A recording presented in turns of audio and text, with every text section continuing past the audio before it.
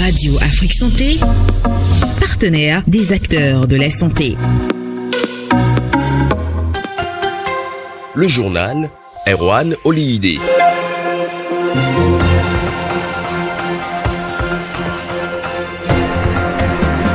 Vous suivez Radio Afrique Santé, la première web radio filmée du Bénin qui a pour thématique centrale la santé. On est parti pour 10 minutes d'information santé. Au menu de ce journal, la communauté internationale célèbre ce jour la journée internationale à Nelson Mandela, prix Nobel de la paix en 1993. Cette grande figure de l'égalité souffrait de la tuberculose. Que retenir de cette maladie dont il souffrait? Élément de réponse à suivre dans un instant. Avez-vous connu des femmes présentant tous les symptômes de la grossesse alors qu'elles n'étaient pas en réalité enceintes? C'est un phénomène qui existe bel et bien. On parle de grossesse nerveuse. Au Bénin, 6 femmes sur 22 000 en souffrent. On en parle plus en détail en milieu du journal. Fini avec les décès liés à la pathologie du col de l'utérus. Le vaccin contre cette maladie est désormais disponible pour éradiquer le mal depuis sa racine. Le gynécologue obstétricien Shimon Vodonwe nous parle plus en détail de ce vaccin dans le dernier tournant de ce journal. Voilà pour les principaux titres. À la technique Tibus Arihianou, à la réalisation Wilfred Kiantaga. Bonjour et bienvenue à tous. Et démarrons tout de suite par cette célébration. Les 2 juillet, nous célébrons chaque année la journée internationale Nelson Mandela. Que retenir de la tuberculose, une maladie dont souffrait Nelson Mandela? 14 ans après l'institution de cette journée, le monde entier commémore l'icône de l'apartheid de Nelson Mandela. Une journée dédiée au partage de l'héritage de cet homme qui a changé le XXe siècle et contribué à façonner le XXIe. Grand homme fervent défenseur de l'égalité de la paix en Afrique du Sud, Nelson Mandela souffrait d'un mal qui s'est développé avec les années, la tuberculose, une maladie qu'il a contractée pendant sa détention sur l'île prison de Robben Island, au large du Cap. À l'occasion de cette journée internationale Nelson Mandela, Radio Afrique Santé s'intéresse aux causes et manifestations de la tuberculose, maladie infectieuse d'origine bactérienne qui affecte surtout les poumons. Comment se manifeste-t-elle? Élément de réponse avec Dr Robert Baba, médecin généraliste.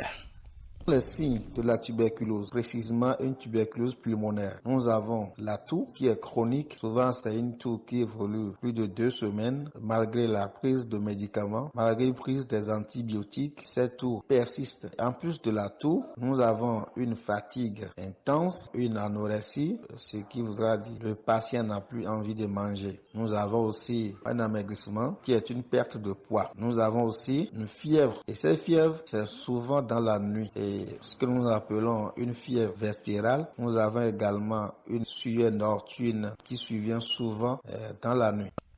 Selon le spécialiste, bien que la tuberculose soit mortelle, elle se traite. Dr Robert Baba revient sur le mode de transmission de cette pathologie.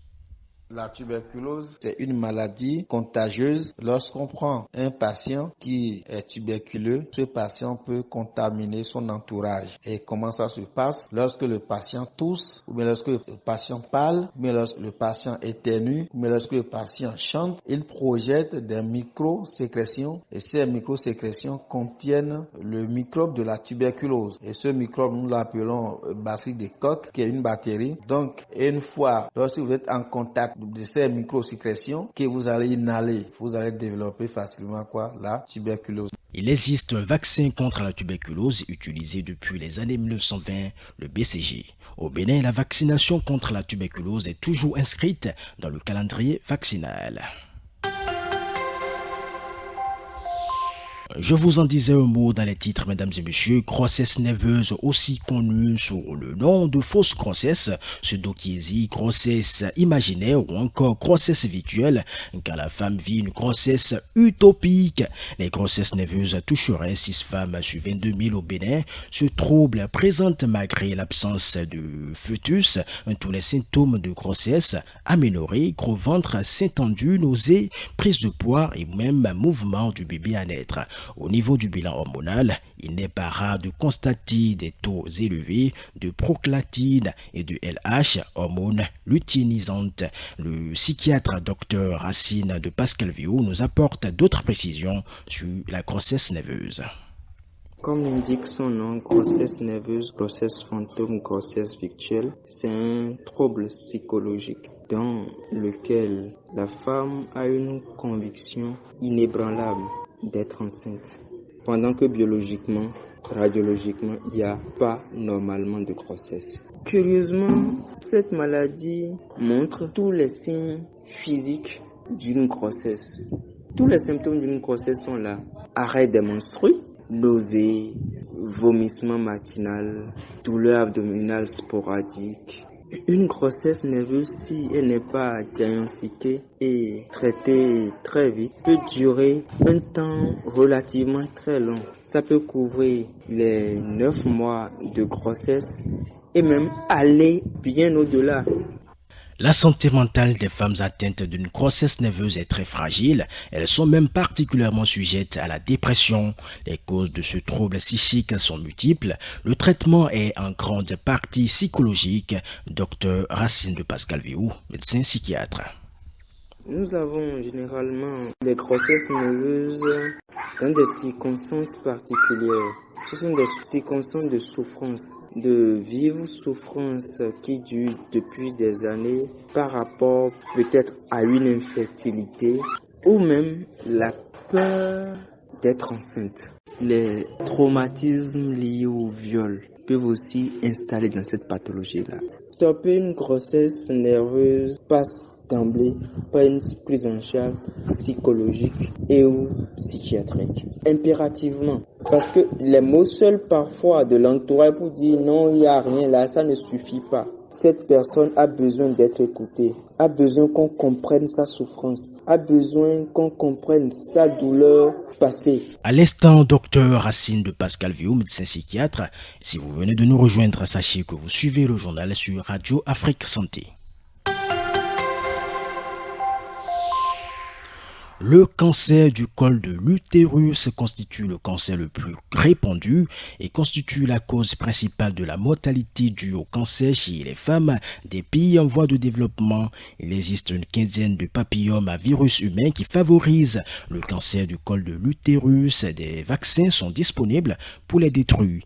Dr Chimon Vaudonret, gynécologue obstétricien, explique.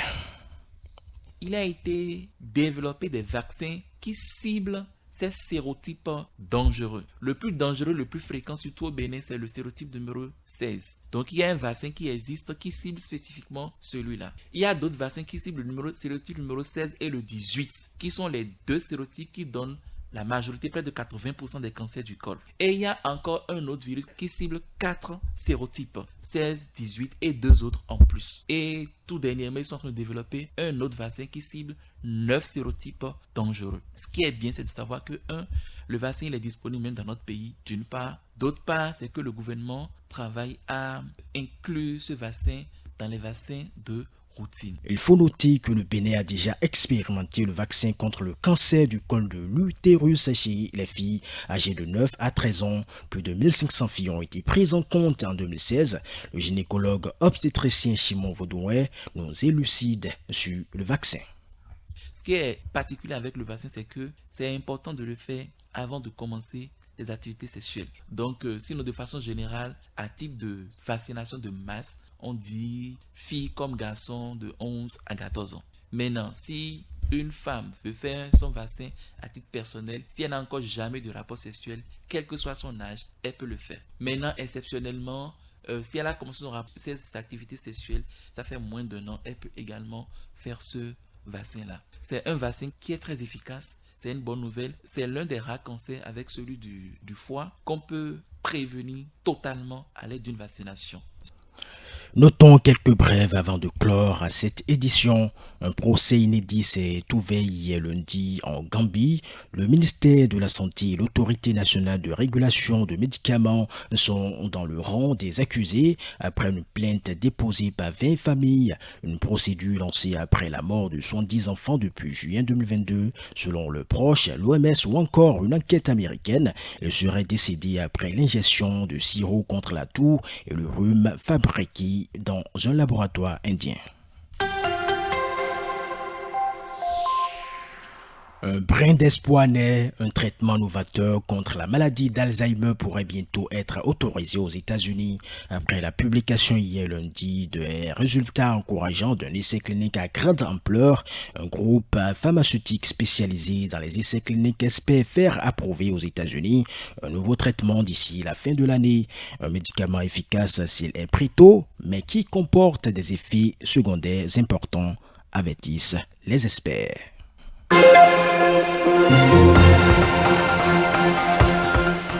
Info santé de ce mardi, Stop et fin, présentation Erwan Holiday.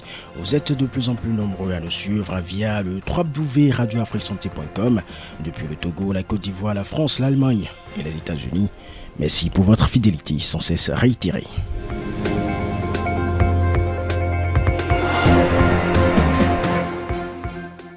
La formule magique pour mieux vivre et éviter le diabète.